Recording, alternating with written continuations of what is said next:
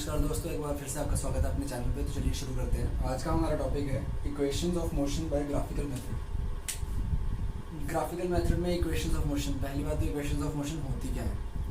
देखिए, जब भी किसी भी ऑब्जेक्ट का कोई मोशन डिस्क्राइब किया जाता है तो मैंने आपको बताया कि वो अपनी पोजीशन को चेंज करता है। पोजीशन को चेंज करके वो एक नई पोजीशन अटेन करता है। उस नई पोजीशन को अटेन करने के लिए उसको टाइम लगता है। हमें ये बातें पता। अब जब उसने अपनी पहली पोजीशन छोड़ के नई पोजीशन पे वो पहुंचा, तो यहाँ पे देखिए, जब वो ऑब्जेक्ट यहाँ पे था तो उसकी जो वेलोसिटी थी वो जीरो, इनिशियल वेलोसिटी होगी उसकी जीरो। उसने यहाँ से चलना शुरू किया, चलते चलते चलते चलते चलते चलते वो यहाँ पहुंचा अपनी न्यू पोजीशन पे। जब वो यहाँ से यहाँ पहुंचा तो उसने अपनी वेलोसिटी जीरो से इंक्रीज करके कुछ सर्टेन पॉइंट तक लाई होगी। फिर वापस उसने अपनी वेलोसिटी जीरो पे लाई ताकि वो यहाँ पहुंच सके। तो आप देख रहे हैं कि यहाँ से यहाँ पहुंचने में ऑब्जेक्ट ने अपनी वेलोसिटी पहले तो इंक्रीज करी, फिर उसने अपनी वेलोसिटी वापस से डिक्रीज करी ताकि वो अपनी पोजीशन को चेंज कर सके। तो देखिए, इसमें पोजीशन चेंज हुई बिकॉज ऑब्जेक्ट ने अपनी पोजीशन चेंज की। फ्रॉम पोजीशन 1 टू पोजीशन 2 वो चला गया। मैं आपको बताता हूँ, ऑब्जेक्ट पोजीशन 1 से पोजीशन 2 पे चला गया। ठीक है, पोजीशन 1 से ऑब्जेक्ट पोजीशन 2 पे चला गया। पोजीशन 1 से पोजीशन 2 पे जाने के लिए उसने अपनी वेलोसिटी 0 मीटर्स पर सेकेंड से कुछ वेलोसिटी लाई होगी। लेट अस कंसीडर 5 मीटर्स पर सेकेंड पे लाई, जो उसकी मैक्सिमम वेलोसिटी थी। ये इसकी मैक्सिमम वेलोसिटी थी, ये इसकी मिनिमम वेलोसिटी है। फिर वापस से यहाँ पे पहुंचा जब वो, तो उसने अपनी वेलोसिटी जीरो कर दी बिकॉज उसने वहाँ पे स्टेशनरी करने के, अपनी पोजीशन अटेन करने के लिए स्टेशनरी होना पड़ा। ये वापस इसकी मिनिमम वेलोसिटी हो गई। ये सब करने में इसको लगा time. It is a basic motion कि पोजीशन 1 से पोजीशन 2 पे ऑब्जेक्ट गया, 0 मीटर्स पर सेकंड से 5 मीटर्स पर सेकंड पे पहुंच के वापस 0 मीटर्स पर सेकंड पहुंच गया। ये करने में उसको टाइम लगा, फॉर एग्जांपल 5 सेकेंड्स। तो देखिए यहाँ पे क्या क्या चीजें कंसिडर की जा रही है। यहाँ पे इनिशियल वेलोसिटी कंसिडर की जा रही है which can be labeled with u, फिर final velocity which can be labeled with v। बीच में उसने वेलोसिटी को पहले इंक्रीज करा, जो ग्राफ में हमने पढ़ा था, इंक्रीज करा। फिर उसने अपनी वेलोसिटी को डिक्रीज करा। So there was a positive acceleration here and a negative acceleration here.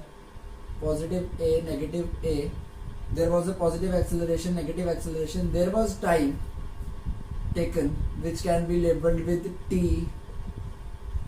and ये सब करने में उसने distance travel किया which can be labeled with s। तो आप देख रहे हैं, एक बेसिक से मोशन को ट्रेवल करने में, एक बेसिक से पोजीशन को चेंज करने में ऑब्जेक्ट ने अपनी वेलोसिटी को इनिशियल से फाइनल पे लाया, अंडरगोइंग एक्सेलरेशन। उसने डिस्टेंस ट्रेवल किया, कुछ भी किया होगा, फॉर एग्जांपल उसने 10 मीटर्स ट्रेवल कर लिए। उसके बाद ये करने में उसको टाइम लगा विच वॉज एग्जाम्पलरी 5 सेकेंड्स। तो ये हमारे पास एक बेसिक एग्जाम्पल थी विच वॉज ऑफ मोशन। अब हम इक्वेशंस फाइंड आउट करेंगे कि जब ये ग्राफिकल मेथड से हमारे पास 3 equations of motion find out की जाती हैं, जो हमारे पास क्या हेल्प करती हैं। इनमें से अगर कोई एक पैरामीटर हमारे पास मिसिंग होना तो हम उसको फाइंड आउट कर सकते हैं उन इक्वेशंस के थ्रू। अब हम वो समझेंगे। ठीक है, इस बेसिकली इसमें तो अभी हमारी पिछली जितनी भी वीडियोस उसकी रिवीजन हो चुकी है। तो अब देखते हैं कि कंसीडर कर रहे हैं, ये एग्जांपल है। यहाँ पे आप ग्राफ को जरा ध्यान से समझिए। ऑब्जेक्ट, जब हमने एक्सपेरिमेंट शुरू करा तो ऑब्जेक्ट जो था उसकी इनिशियल वेलोसिटी थी u। कितनी है हमें नहीं पता, हम यहाँ पे सिर्फ वेरिएबल्स में बात करेंगे। इनिशियल वेलोसिटी थी u। टाइम t ट्रेवल किया जब उसने टाइम t ट्रेवल कर लिया, हमें वो भी नहीं पता। वो टाइम t जब पास हो गया, उसके बाद उसकी न्यू वेलोसिटी, इंक्रीज्ड वेलोसिटी आ चुकी थी विच was v। Here u is the initial velocity, v is the final velocity and t is the time taken by the object to change its velocity from u to v। Object ने time लेके अपनी velocity को u से v पे shift कर लिया, उसने अपनी वेलोसिटी को बढ़ा लिया। ग्राफिकल में देखा जाए तो ये एक यूनिफॉर्म एक्सेलरेशन है बिकॉज ये सीधी स्लांट है। अगर सीधी स्लैंट है तो ये एक यूनिफॉर्म एक्सेलरेशन है। अब हमारे पास बात क्या आती है, आप देखिए ऑब्जेक्ट की जो इनिशियल वेलोसिटी है वो है u, उसकी फाइनल वेलोसिटी है v, ये हमने लेबल किया हुआ यहाँ पे u, ये किया हुआ यहाँ पे v, कॉरस्पॉन्डिंग इनके परपेंडिकुलर हमने ड्रॉ कर दिए अपने अपने उसके साथ। यहाँ पे ये पूरी वैल्यू v है, अगर हम देखें यहाँ से लेके यहाँ तक ये पूरा v है, तो लेकिन जो इतना इतना है ये u है ना, इतना इतना u है ना, ये और ये बराबर होंगे, ये भी तो u है। अगर ये u है तो ये भी इसके बराबर ही में अगर देखा जाए तो ये भी u होगा। तो ये क्या हो जाएगा, जो इतना इतना ये हो जाएगा v माइनस यू, पूरे में से v में से अगर छोटा वाला u निकाल दें तो ये बच जाएगा, इतना वाला पोर्शन, ये वाला पोर्शन बच जाएगा। तो ये हो गया हमारे पास v माइनस यू। अब जो हम इक्वेशन फाइंड आउट करने जा रहे हैं उसको बोलते हैं equation for velocity time relation, उसको बोलते हैं equation for velocity time relation. Velocity और टाइम का आपस में क्या रिलेशन है वो इसके थ्रू फाइंड आउट किया जाएगा। देखिए जी, ऑब्जेक्ट जो था उसकी इनिशियल वेलोसिटी थी u, ठीक है, इतनी इतनी। आप चाहें तो मैं इसको लेबल कर लेता हूँ आपके लिए। देखिए इसको ले लेते हैं o, ये तो o ही होता है बिकॉज ओरिजिन होता है, ठीक है। उसके बाद आ गया a, उसकी वेलोसिटी इंक्रीज हुई a से लेके इस पॉइंट को a नाम दे दिया, इसको b दे दिया इस पॉइंट को, उसके बाद इसको c दे दिया और इसको d दे दिया और इसको e दे दिया, ठीक है, इसको e दे दिया। तो हमने ये जो ड्राइंग्स की हुई हैं ये सिर्फ कंसिडरेशंस के लिए हैं। EB एक्चुअल में एग्जिस्ट नहीं कर रहा, BC एग्जिस्ट नहीं कर रहा, AD एग्जिस्ट नहीं कर रहा, ये हमने अपनी सहूलियत के लिए चीज़ें बनाई हैं, ठीक है। आप यहाँ पे देखें अगर ग्राफ में, तो जो BC है that is actually what, BD plus DC, है ना, BD प्लस DC, ये प्लस ये, और जो EB है वो इक्वल टू किसके है, AD के, वो इक्वल टू किसके है, OC के। ये वाली लाइन, ये वाली लाइन और ये वाली लाइन आपस में बराबर है जो दिख रहा है ग्राफ में, ठीक है। और जो OE है वो किसके बराबर है, BC के बराबर है ना। ये O से लेके E तक, B से लेके C तक बराबर है। उसके बाद O से लेके A तक जो है वो D से लेके C तक बराबर है, O से लेके A, D से लेके C। उसके बाद E से लेके A तक जो है, E से लेके A तक वो B से लेके D तक बराबर हैं, ठीक है। ये सारी चीज़ें आपको अपनी सहूलियत के लिए चाहिए तो आप लिख सकते हैं। मैं इसके साथ में और इसके बिना भी आपको समझा पाऊंगा कि जो एक्चुअली में हम कर रहे हैं वो है क्या, ठीक है। देखिए जो ऑब्जेक्ट था उसने अपनी वेलोसिटी को चेंज किया, हमने देखा, उसने अपनी वेलोसिटी, इनिशियल वेलोसिटी u से फाइनल वेलोसिटी v तक ले गया, ठीक। तो जो AD है, AD वो पैरेलल है EB के, OC के भी पैरेलल है। तो हम क्या देख रहे हैं, जो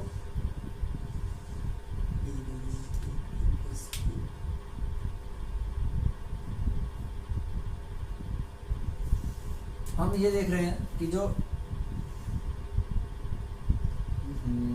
डाउट पड़ जाएगा थोड़ा सा, चलो मैं आपको वैसे बता देता हूँ। आप मेरे हिसाब से देखो, इजी अप्रोच है, बुक में तो काफ़ी डिफिकल्ट बताया हुआ। ये था V पूरा पूरा, ये था U छोटा वाला, ठीक है।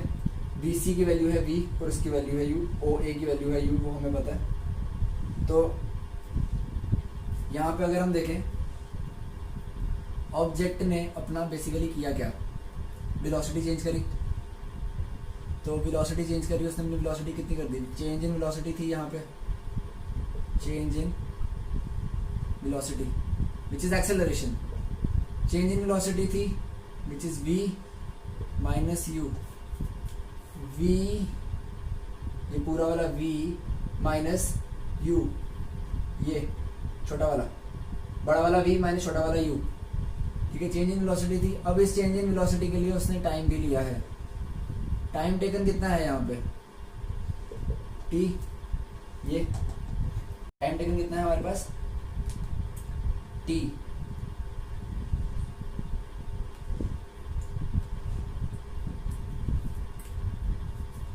अब यहाँ पे अगर हम देखें ग्राफिकली, तो ग्राफिकली क्या बता रहा है वो कि जो चेंज इन वेलोसिटी है वो कितनी है, dt है बेसिकली। v माइनस यू तो ये है ना, चेंज इन वेलोसिटी कितनी है, dd है, ठीक। और टाइम टेकन कितना है, oc है, o से लेकर c तक। तो आप ऐसे लिखो या ऐसे लिखो, मतलब दोनों बातों का सेम है।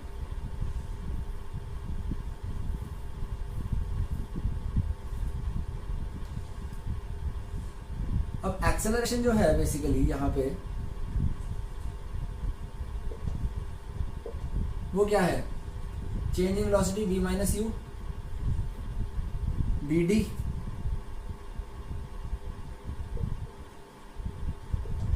dd अपॉन व्हाट, ये करने में इसको क्या लगा, टाइम, विच इज ओसी। तो एक्सेलरेशन किसके बराबर है, v minus you upon T, या फिर इसको ऐसे लिख सकते हैं at equal to v minus U, या फिर इसको ऐसे लिख सकते हैं v is equal to U plus at। ये जो माइनस यू था ये इधर जाके पॉजिटिव हो गया। अगर आप इसको ऐसे इसका स्टेप बीच में मिस कर सकते हैं तो मैं वो बता देता हूँ आपको कि जो ये था ये इधर आ गया था, तो ये था 80 plus U equal to V, फिर हमने इसको उल्टा करके लिख दिया v is equal to U plus 80। तो ये थी हमारी equation for velocity time relation. Velocity v और u, वेलोसिटी और टाइम का क्या रिलेशन था वो हमने equation for velocity time relation के थ्रू में हमने आपको बता दिया। सेकेंड है हमारा equation for position time relation. Equation for position time relation. अब पोजीशन से हम क्या समझते हैं, हमने तो पोजीशन एक जगह नहीं रखनी ना भाई, हमने तो पोजीशन करनी है चेंज। पोजीशन चेंज करेंगे तो हम क्या कवर करेंगे, डिस्टेंस। तो basically it is the equation for position time which can also be said as equation for the distance time relation. Equation for position time relation.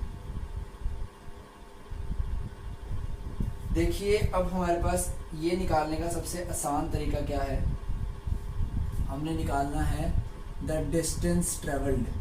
Second वाली equation में हमने निकालना है, अरे हाँ फर्स्ट इक्वेशन कहते हैं हमारे पास, इसको लिख लेते हैं, भूल देंगे आप, v is equal to U plus 80, ठीक है। अब सेकंड में हमने क्या निकालना है, डिस्टेंस। डिस्टेंस निकालने का इस ग्राफ में तरीका क्या है, देखो यहाँ पे तो वेलोसिटी और टाइम है, वेलोसिटी और टाइम में डिस्टेंस का कोई रिलेशन होता है या नहीं होता। जैसे तो डिस्टेंस का वेलोसिटी का टाइम होता है ना, ये स्पीड का होता है ना, डिस्टेंस अपॉन टाइम। तो डिस्टेंस का हो जाएगा वेलोसिटी इनटू टाइम, है ना, इजी है ना। वेलोसिटी का होता है डिस्टेंस अपॉन टाइम, ये उधर चला जाएगा, क्रॉस मल्टीप्लिकेशन हो जाएगी, distance is equal to velocity into time. मतलब जो भी वेलोसिटी की वैल्यू है कहीं भी किसी भी पॉइंट पे, उसकी जो कॉरेस्पॉन्डिंग वैल्यू है यहाँ पे टाइम पे, अगर हम उसको मल्टीप्लाई कर दें तो क्या हम ये बता पाएंगे कि उसने डिस्टेंस कितना ट्रैवल किया है। एग्जैक्टली हम ऐसे ही फाइंड आउट करेंगे कि उसने डिस्टेंस कितना ट्रैवल किया है। तो अब हमारे पास जो ये ग्राफ है, इस ग्राफ में क्या है, उसने अपनी वेलोसिटी को क्या करा है, चेंज करा है। अब उसने अपनी वेलोसिटी को चेंज करा है u से लेके v पे, मतलब उसकी वेलोसिटी ओ ए से बढ़ के कितनी हो चुकी है, बी सी हो चुकी है, दिख रहा है ना आपको, ओ ए से लेके बी सी हो चुकी है। अब यहाँ से लेके जो बढ़ रहा है, यहाँ पे ऑब्वियसली हमें दिख रहा है कि उसकी वेलोसिटी विद टाइम इंक्रीज हो रही है, तो विद टाइम वो डिस्टेंस भी ज़्यादा ट्रेवल कर रही होगी। तो हम वो कैसे फाइंड आउट करते हैं, ग्राफ के अंडर का जितना भी एरिया है, ये आएगा एरिया इसका, अगर हम ग्राफ के अंडर का एरिया, मतलब ये जो तिरछी लकीर जा रही है ना, अगर इसके अंडर का एरिया टिल टाइम, टाइम वाली लाइन तक जितना भी एरिया है, अगर हम उसको फाइंड आउट कर लें तो हम ये पता कर सकते हैं कि ऑब्जेक्ट ने कितना डिस्टेंस ट्रैवल करा था। इस इक्वेशन जो सेकंड इक्वेशन है इसमें हमें यही पता लगता है। अब करें कैसे? बात तो सारी वो है कि बोल तो दिया कि हाँ जी इसका निकालना है, करना कैसे? देखो जी, ये जो यहाँ से आप, मैं अगर इसकी आउटलाइन ड्रॉ करता हूँ, ये थी इसकी इनिशियल वेलोसिटी, अगर कंसीडर कर लेते हैं छोटी सी लकीर, उसने एक्सेलरेशन की, ठीक है, फिर उसने फाइनल वेलोसिटी अचीव कर ली थी जो मैंने ये वाली लकीर बनाई थी, और ये सब करने में इसको टाइम लगा था, ठीक है, ऐसे करके बन रहा है कुछ। अब आप देखिए जो ये वाली साइड है ना, अब ले लेते हैं ओ सी बी और ए, ये जो ओ ए बी सी करके जो फिगर बनी है, अगर आप इसको ध्यान से देखें, ये एक ट्रेपीजियम है दिखने में।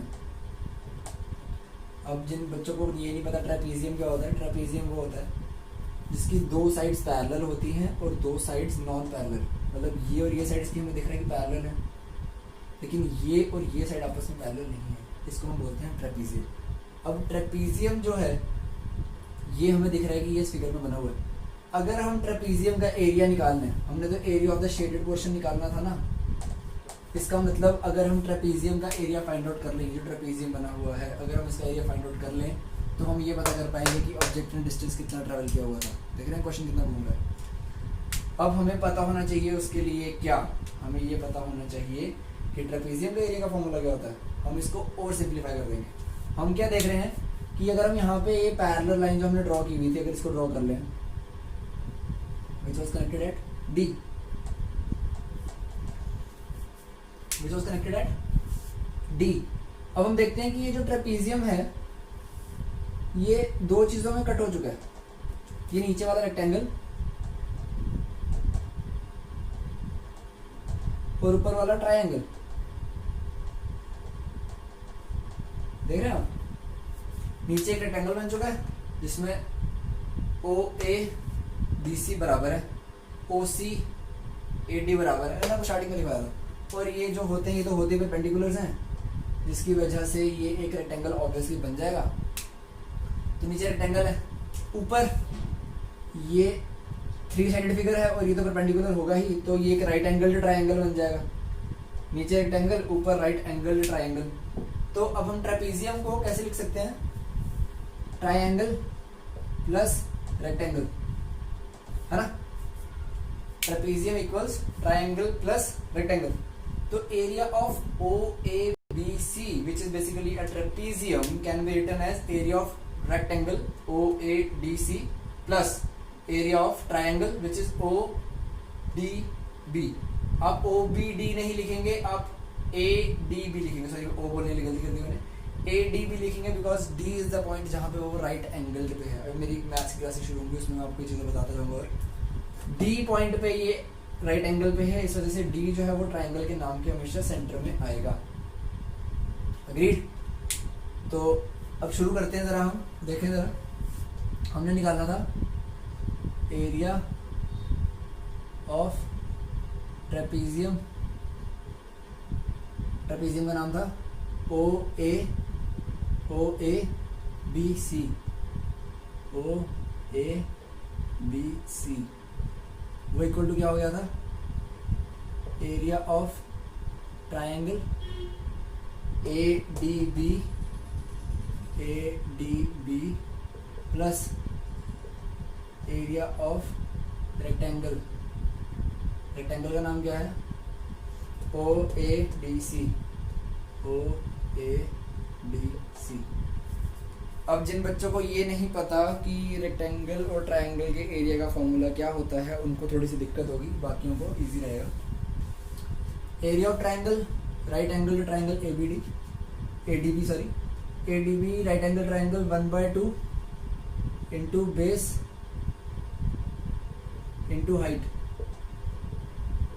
ये आ गया ट्रायंगल का, प्लस लेंथ इंटू ब्रेड्थ, ये आ गया रेक्टेंगल। रेक्टेंगल का तो सबको याद होगा मेरे हिसाब से, 1/2 इंटू बेस इंटू हाइट। सो यहाँ पे क्या हो जाएगा? 1/2। ये क्या था बेसिकली, किसके बराबर चल रहा है? डिस्टेंस S इक्वल टू ये मैंने बताया था ना स्टार्टिंग में, डिस्टेंस को यहाँ पे हम किससे लेबल कर रहे हैं? S से। एस इज द डिस्टेंस, ये मैंने स्टार्टिंग में बताया था, पिछली वीडियो में बताया था। Distance which is S, area of triangle A D B 1/2 into base. इस ट्राइंगल में देखिए बेस क्या है, A D, 1/2 into A D into B D into B D, ये हो गया triangle, plus O A into O C, length into breadth. तो हमारे पास क्या आ चुका है, हमारे पास आ चुका है यहाँ पे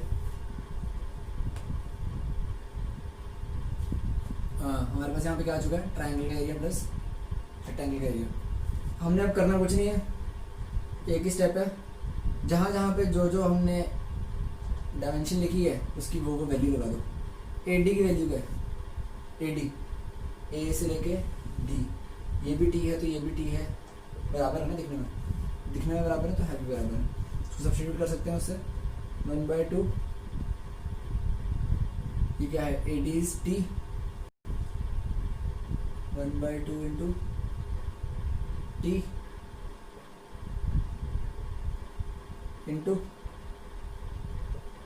बी डी की वैल्यू क्या है, B D, B minus U है ना, इंटू वी माइनस यू, ठीक, इसको करते हैं बंद, प्लस ओ ए की वैल्यू क्या है, ओ ए की वैल्यू क्या है, यू इंटू ओ सी की वैल्यू क्या है, ओ सी की वैल्यू क्या है, टी, ठीक। इसको डायग्राम को मिटा देते हैं।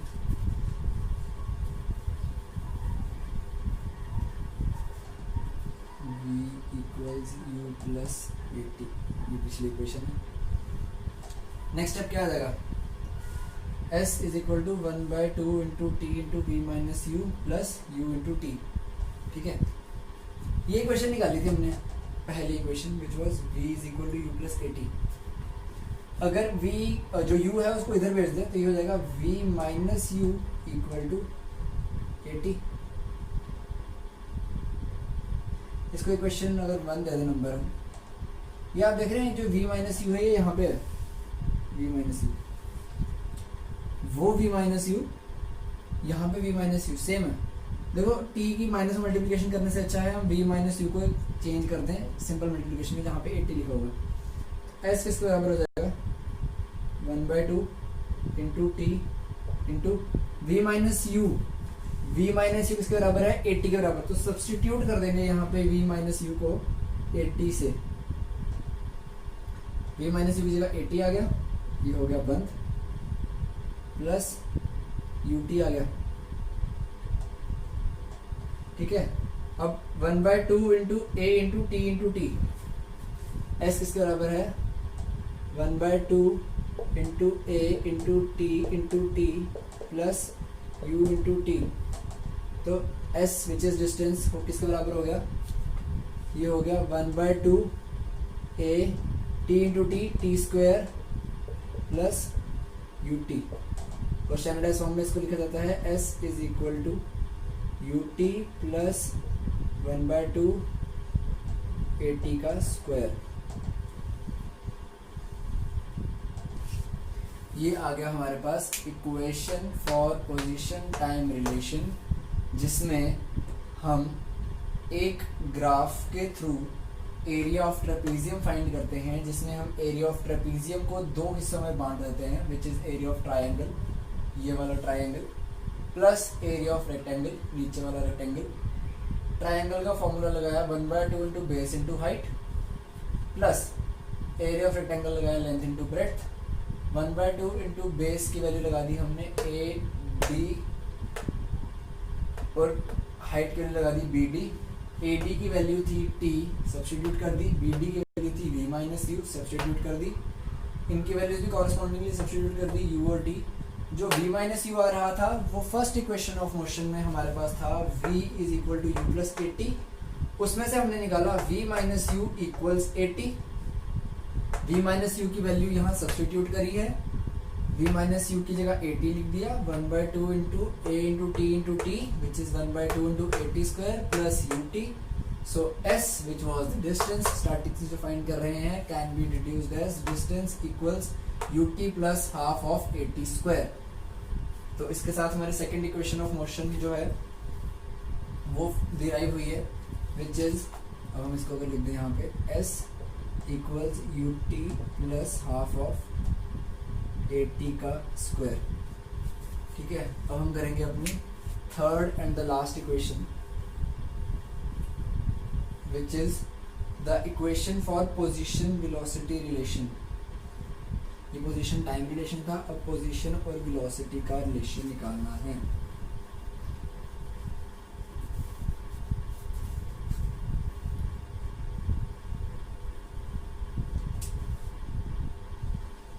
डायग्राम जरूरी है ना इस क्वेश्चन के लिए. Equation for position velocity relation. Equation for position velocity relation. कोई भी डाउट होगा मेरे को कमेंट सेक्शन में पूछ लेना, मैं बता दूंगा. फिर से अलग से वीडियो बना दूंगा, लेकिन डाउट्स जरूर पूछ लेना अगर कोई भी होगा तो. देखिए हमने निकालना क्या, equation for position velocity relation. Position, again position से हम क्या समझते हैं, पोजीशन चेंज करना. पोजीशन चेंज करना मतलब डिस्टेंस ट्रेवल करना. डिस्टेंस को हम किससे डिनोट करते हैं, s. देखो बेसिक्स याद रहते हैं तो क्वेश्चन करना कितना आसान हो जाता है. डिस्टेंस जिसको डिनोट करते हैं एस, डिस्टेंस फाइंड करना है जी इसमें भी, लेकिन अभी हम बोल रहे थे डिस्टेंस हमने पिछले में भी फाइंड कर दिया था. इसमें और उसमें फ़र्क क्या है, इसमें और उसमें ये फ़र्क है कि उसमें हमने जब डिस्टेंस फाइंड किया तो हमने एरिया ऑफ ट्रेपीजियम को बांट दिया था दो हिस्सों में, रेक्टेंगल प्लस ट्राइंगल. इसमें हम एरिया ऑफ ट्रेपीजियम को नहीं बांटते. इसमें जो एरिया ऑफ ट्रेपीजियम का नाम है OABC, उसको हम फॉर्मूला लगा के फाइंड आउट करते हैं. क्या लगा के फाइंड आउट करते हैं जी, फॉर्मूला लगा के फाइंड आउट करते हैं. अब एरिया ऑफ ट्रेपीजियम का फॉर्मूला आना चाहिए उसके लिए. एरिया ऑफ ट्रेपीजियम का क्या फॉर्मूला है, एरिया ऑफ ट्रेपीजियम का ये फॉर्मूला है, इट इज़, अगर मैं आपको यहाँ पे लिख कर देता हूँ वहाँ पे फिर रब कर लेंगे. एरिया ऑफ ट्रेपीजियम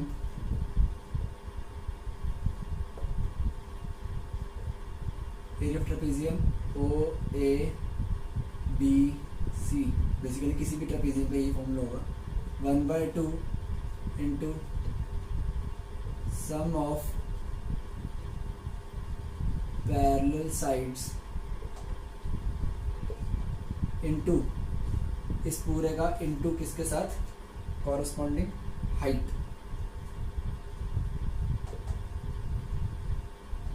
या हाइट बोल सकते हैं, या हाइट को बोल सकते हैं perpendicular between the two parallel sides. ये मैथ्स की टर्म्स हैं, ये यूज होंगी आगे भी, तो आपको यहीं से पता लग जाए तो अच्छी बात है. Area of trapezium, any trapezium, it is area 1/2 into sum of parallel sides into height. और हाइट को हम मतलब हाइट, परपेंडिकुलर हाइट और perpendicular distance between the two parallel sides. तो अब हम इसको शुरू करेंगे. हमने area of trapezium, area under the graph. Area under the graph क्या होगा बेसिकली हमारे पास, एरिया अंडर द ग्राफ क्या होगा जी, एरिया अंडर द ग्राफ होगा हमारे पास distance which is denoted by s. वो लिखा है s, ये लिखा है s. ठीक है, s.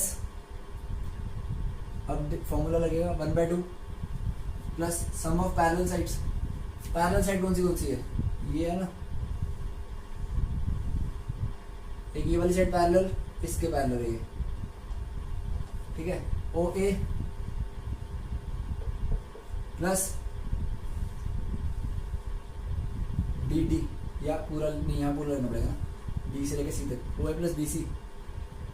ट्रेपीजियम तो पूरा चल रहा है ना नीचे तक, OA plus BC into OC.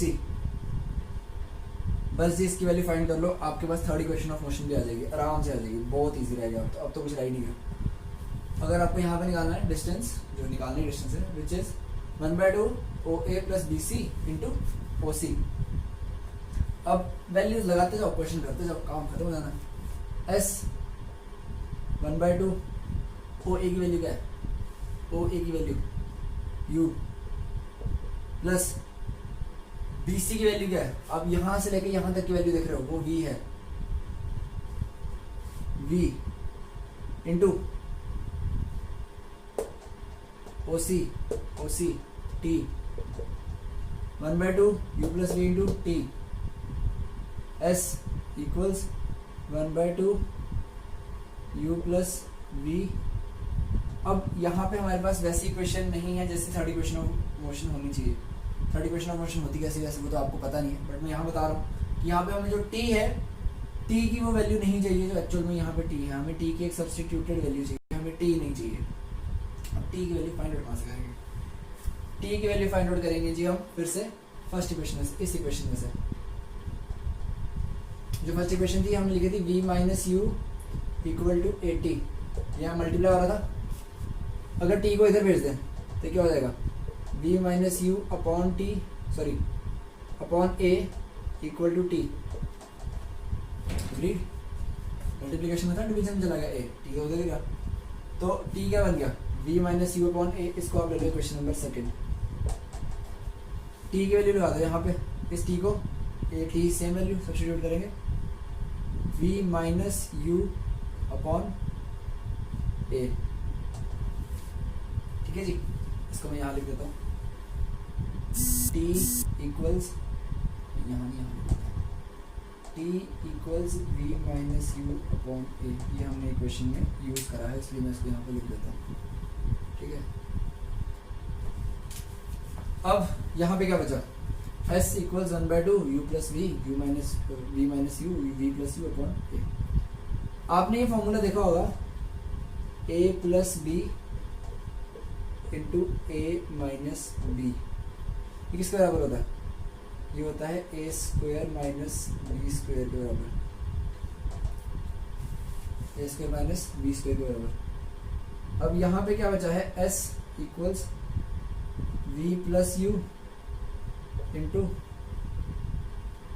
v minus you upon पूरा मल्टीप्लाई नीचे ट्वाइस ए, ये भाई अपॉन 1 है, 2 इंटू 1 इंटू ए ट्वाइस है, ठीक है। s equal to V minus U into V minus U into V plus you upon twice है, ये s का वैल्यू है। तो अब क्या करेंगे, पहली बात ये इधर चला जाएगा, अगर इसको लिखेंगे क्या बन जाएगा, twice A S equals V minus U into V plus U, है ना। इसके बाद ये बनेगा, ये ऊपर से मल्टीप्लाई हो गया, a minus B A plus B, A minus B A plus B, A square minus B square, यहाँ पे a क्या हो गया, V square minus U square equal to twice A S. ये आ गई हमारे पास third equation of motion. So इसी के साथ हमारा टॉपिक खत्म होता है, equations of motion by graphical method. ये थर्ड इक्वेशन ऑफ मोशन थी, equation for position velocity relation. Second equation और थर्ड इक्वेशन को फाइंड आउट करने का तरीका स्टार्टिंग सेम है, बिकॉज हमने area under the graph find करना है। सेकेंड इक्वेशन के लिए हम ग्राफ के जो एरिया है वो स्प्लिट करके निकालते हैं, rectangle plus triangle. Third equation के लिए हम डायरेक्टली करते हैं, ट्रेपीजियम के अंडर का जो पूरा एरिया है, एरिया ऑफ ट्रेपीजियम का फॉर्मूला लगाते हैं, वैल्यू सब्स्टिट्यूट करते हैं। और दोनों केसेस में, सेकेंड इक्वेशन में भी थर्ड इक्वेशन में भी, जो फर्स्ट इक्वेशन है which is U V is equal to U plus A T, उसमें से वैल्यूज यूज करके सब्स्टिट्यूट कर रहे हैं। यहाँ पे टी में सब्स्टिट्यूट करिए, पिछले में भी हमने सब्स्टिट्यूट करी थी वी माइनस यू की वैल्यू जो कि 80 के बराबर लिखी थी। इसके साथ हमारी इक्वेशंस खत्म होती हैं, equations for the motion by graphical method. अगर आपको कोई भी डाउट हो तो आप मुझे कमेंट सेक्शन में पूछ सकते हैं, मैं आपको नेक्स्ट वीडियो में उसको एड्रेस कर दूँगा। Thank you.